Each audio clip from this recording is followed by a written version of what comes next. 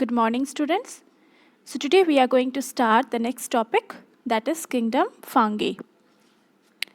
So many of you may have seen the cotton-like growth on the stale bread, chapatis, or cheese during the rainy season. So what is that? That are mainly called fungi. So fungi are also eukaryotic organism, means they have well-defined nucleus. We can say that they are plant-like organisms, but non-green, non-photosynthetic. And they also lack plastids, which mainly present in plants. And they are mostly multicellular. But yeast, we can say, is the only unicellular form of fungi. And their cell wall is made up of chitin. What is chitin? Chitin is the tough complex sugar present in their cell wall. Their body is in the form of an interwoven mass of fine thread-like structure called mycelium. Here you can see the thread-like structure. So this is called mycelium. And the individual thread, suppose this individual thread of each mycelia is known as hyphae. Fungi may either be saprotrophic or parasitic. Saprotrophic means who grow on dead and decomposing plants and animal matter for obtaining nutrients. For example, mushroom, molds, toadstools, etc. And parasitic means those who obtain their nutrition from another living organism. So parasitic fungus can also cause various plants or animal diseases. So what are the examples? Rusts and smuts are parasitic fungi. Rhizopus, which is also called bread mold, and it grows on organic matter such as stale bread, rotting fruit, etc. See, this is the structure of rhizopus, also called bread mold. So mold appear as cottony mass. Suppose this is the bread over which it appears as a cottony mass that consists of thread-like multicellular filaments called hyphae. So this is the thread-like multicellular filaments called hyphae. And each hypha, suppose this is each hypha, is a single continuous column fully filled with what? Cytoplasm, and contain many nuclei. The hyphae grow out in all directions to obtain nutrition. So it just grow in all the direction like this, as you can see here, to obtain nutrition. This small root-like structure is called rhizoids. And the hyphae that grow upward forming slender column are called sporangiophores.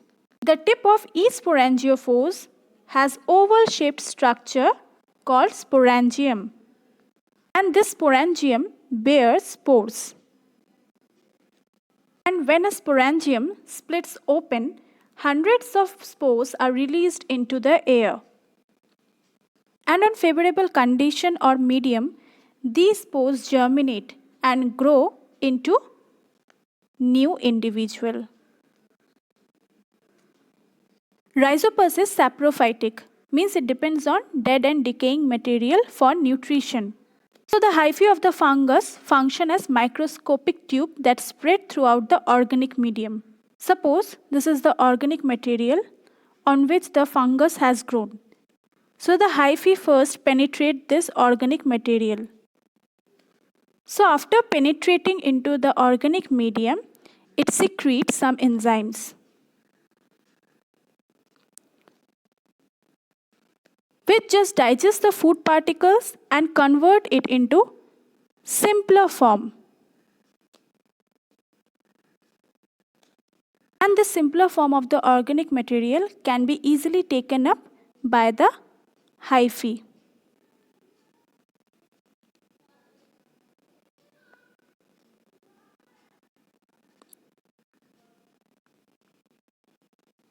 Next is respiration. So majority of the fungi respire aerobically. This means they need oxygen like us to produce energy. Aerobic respiration is far more efficient because it makes more energy than aerobic respiration.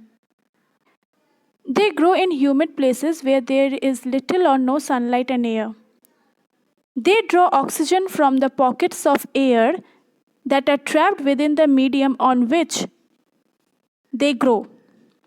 The hyphae grow into these microscopic pockets for gaseous exchange by diffusion through their hyphal wall. Moles also have the capacity to exchange gases with the open atmosphere. Fungi are even very useful to us. For example, yeast. So, yeast have been used for thousands of years in the production of beer, wine, and bread, or other wheat based products. Production of alcoholic beverages such as wine and beer occur through fermentation of various plant parts.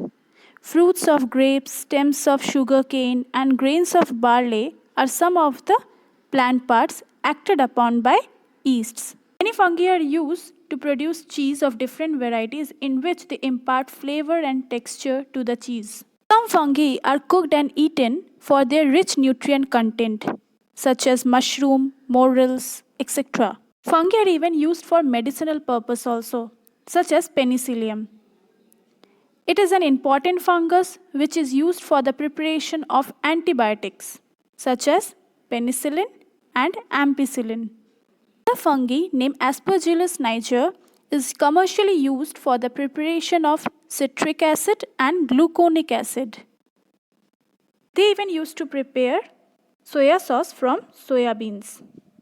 Fungi are also used as biofertilizer. The beneficial relationship between the plant roots and some fungi is called mycorrhiza. It is a mutual relationship between the fungi and the roots of the plants. Here the fungus present in the roots of the plants takes up water and mineral nutrients from the soil and supplies it to the plant. And in return, the food prepared by the plant gives to the fungus. Due to their saprophytic nature, several fungi also act as decomposers and help in recycling of nutrients by feeding on dead and decaying matter. Some fungi are very harmful and cause diseases. For example, molds, which release toxin and spoil the food products, which if ingested can cause serious food poisoning. They can even spoil non-food substances such as textile, wood, paper, furniture, and even shoes. Many people like to eat mushroom, but toadstool is a mushroom-like fungi that is mistakenly eaten as food. And toadstool is very harmful to the health of an animal, possibly resulting in death also. Polyporous is another type of fungi that are responsible for decaying of standing trees and even timber wood. Some fungi cause diseases in plants such as molds, mildew, smuts, rust, etc. And some diseases caused by fungi in human are athlete's foot, oral thrush, ringworm, etc.